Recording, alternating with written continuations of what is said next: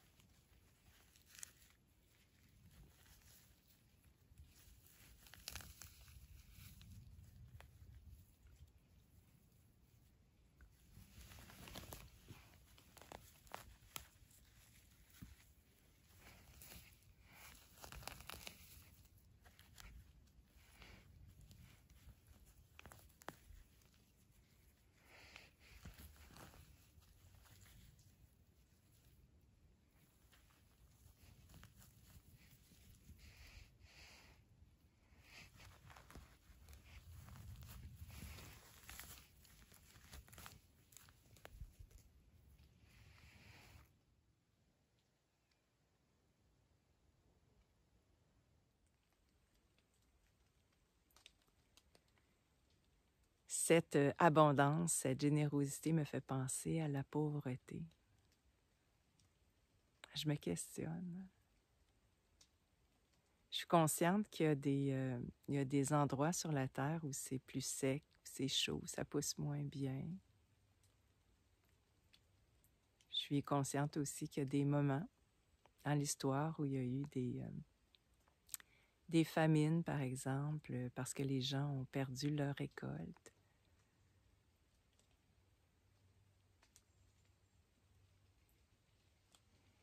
Je pense à un exemple que j'avais entendu d'ici en Suède à une période où il y a eu beaucoup de pauvreté.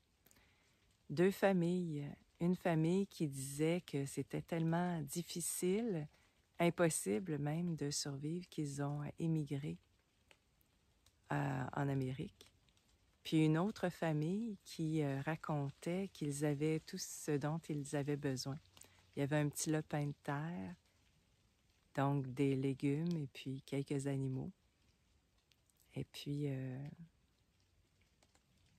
ils arrivaient bien. Ça me fait penser à cette expérience que j'avais eue en Afrique du Sud. devant des plantations immenses autour desquelles il y avait des bidonvilles. Puis je me disais, si chaque famille pouvait avoir un petit lopin de terre, il n'y aurait peut-être pas cette pauvreté. Sûrement pas. Et donc, je me questionne sur la responsabilité des gens qui ont une richesse énorme à côté de ceux qui en ont besoin. C'est sûr que je vois je fais un lien entre la pauvreté et la valeur qu'on attribue à l'argent.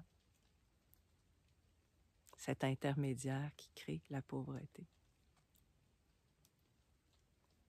Mais je trouve vraiment injuste cet écart.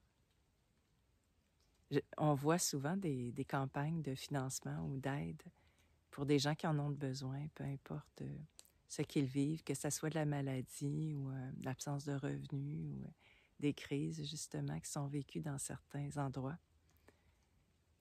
Et je réagis toujours en me disant, comme c'est étrange que des gens puissent continuer d'être aussi riches et que l'aide qui est offerte à ceux qui sont en besoin vient souvent de la population, des gens comme vous et moi, des gens ordinaires.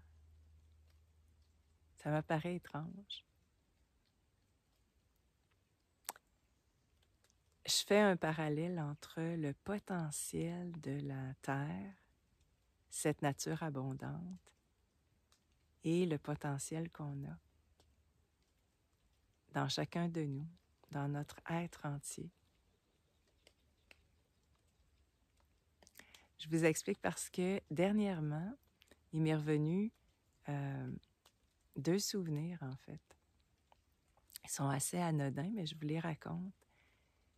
J'avais dans la vingtaine et puis je travaillais en approche psychocorporelle. J'avais étudié en éducation physique un peu, mais assez pour m'intéresser à ce lien entre le corps et l'esprit et les émotions. Et ce jour-là, je massais une personne et de façon soudaine et complètement inattendue, j'ai capté une bouffée de tristesse. C'était clair pour moi que ça ne m'appartenait pas, que ça appartenait à la personne que je massais. Et on n'avait pas parlé de ça, alors c'était inattendu. Et un autre exemple, ça s'est passé avant. J'étudiais à ce moment-là et j'étudiais à l'université à Sherbrooke et je logeais là-bas. Et en revenant vers chez moi, je traverse un boisé et dans le boisé, j'ai une vision claire qu'un ami va m'appeler en arrivant à la maison. Et c'est une vision qui est pas une pensée, c'était vraiment comme si je voyais le futur. Et c'est ce qui est arrivé, là, cet ami m'a appelé. Et j'ai oublié. J'ai oublié ces 2 événements qui me reviennent maintenant. Et je me suis demandé, qu'est-ce qui fait que j'ai oublié? Comment ça se fait? Et qu'est-ce que c'est, ce potentiel que j'ai oublié? Parce que j'ai l'impression que c'est comme la pointe d'un iceberg, ce potentiel qu'on a chacun. Comment ça se fait que j'ai oublié? C'est les distractions, le divertissement, la tonne d'informations, les occupations, tout ce qui nous attire à l'extérieur de nous. On est souvent impressionné par le potentiel de certains animaux, même nos animaux de compagnie qu'on appelle. Vous avez tous entendu parler, je suis certaine, de chiens ou de chats qui retrouvent leur maître, j'aime pas ce mot-là, mais leur domicile. Quel est ce potentiel qu'ils ont, leur instinct, leur sens, leur 6e sens? Les oiseaux migrateurs qui traversent des grandes distances et qui retourne à la même place. Et notre potentiel à nous, quel est ce potentiel qu'on a oublié un peu comme ces patates qui sont cachées, qui sont un trésor? Cette abondance, cette générosité, ces trésors cachés, ce potentiel m'amène à vous parler du monde des émotions. La tristesse que j'ai captée, cet ami qui allait m'appeler et qui faisait que je ressentais intérieurement sa présence, que je visualisais cet appel, ce qu'on allait vivre ensemble. Ce monde des émotions m'apparaît plus important que les événements. Quand on rêve, souvent, c'est en lien avec une émotion qu'on a vécue. Les souvenirs qu'on a du passé sont rattachés bien souvent à des émotions.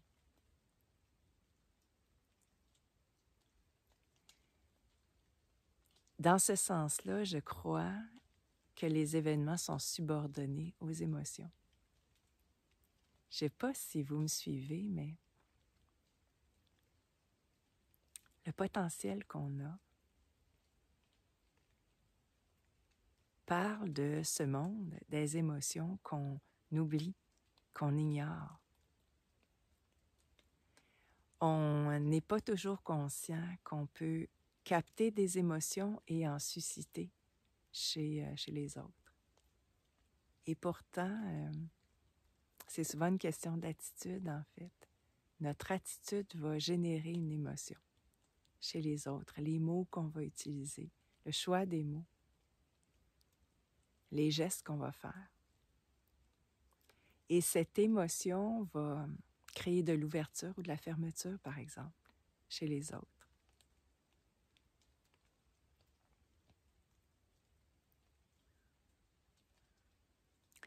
Ce matin, avant de me lever,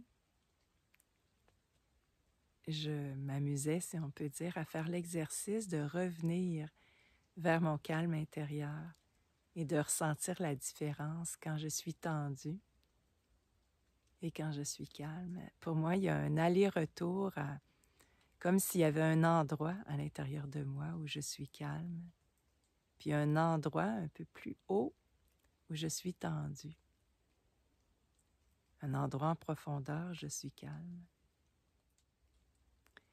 Je ne sais pas ce que vous en pensez, je ne sais pas comment vous voyez les choses, mais plus ça va, plus je me détache comme une dimension, un monde qui est à la fois artificiel puis quasiment, le mot qui me vient, c'est infantilisant, superficiel. Je continue de ne pas suivre les médias sociaux. J'y vais seulement lorsque je reçois un message, mais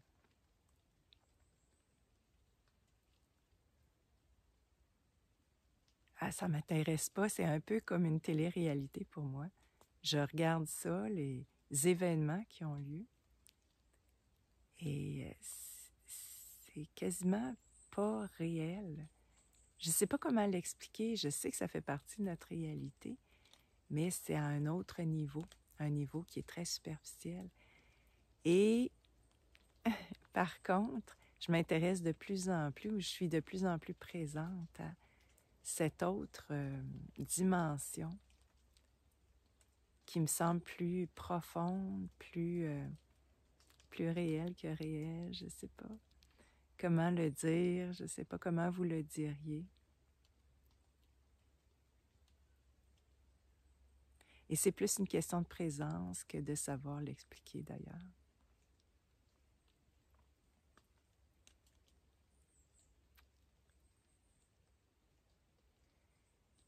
Voilà ce que je voulais partager aujourd'hui. Mes deux dernières informations plus techniques.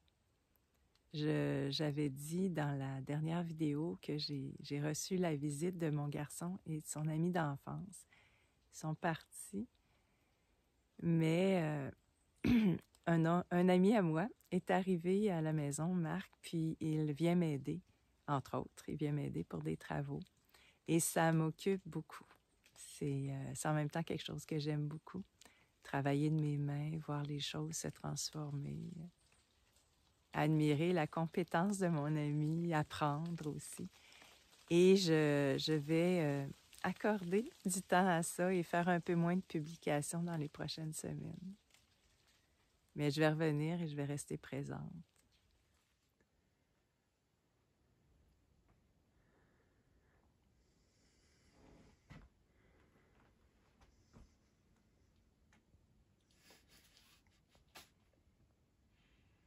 Dernière information au sujet de mon site lucimandeville.com. Je suis plus présente là-dessus que sur les réseaux sociaux et vous pouvez vous y abonner gratuitement pour recevoir une notification à chaque fois que je fais une publication. Donc, ce n'est pas nécessaire d'aller sur Telegram ou sur YouTube ou sur Facebook pour savoir si j'ai publié. Vous allez recevoir un message courriel qui vous dit voilà, il y a quelque chose sur le blog. Parmi les gens qui sont abonnés, il y a une vingtaine de personnes qui ne reçoivent pas de notification parce qu'il y a une erreur dans leur adresse. Ce que j'ai fait, c'est que j'ai été voir et j'ai corrigé quelques adresses. Quelqu'un avait oublié le M à .com ou le L à Gmail. Mais il y a des adresses, je ne sais pas quelle est l'erreur. Et quand j'ai voulu communiquer avec ces gens pour corriger, le message m'est revenu. Alors, si vous ne recevez pas de notification, allez voir si vous avez bien la bonne adresse ou allez voir dans votre système de notification si elles ne sont pas bloquées. Voilà, alors je vous dis à la prochaine, en pensée avec vous. Merci. Merci d'être là et de cheminer. Donc, d'être sur le chemin. N'hésitez pas à mettre des commentaires, je les lis, je les apprécie, je ne suis pas toute seule à les apprécier. Ça nous donne le sentiment qu'on est ensemble, qu'on marche ensemble.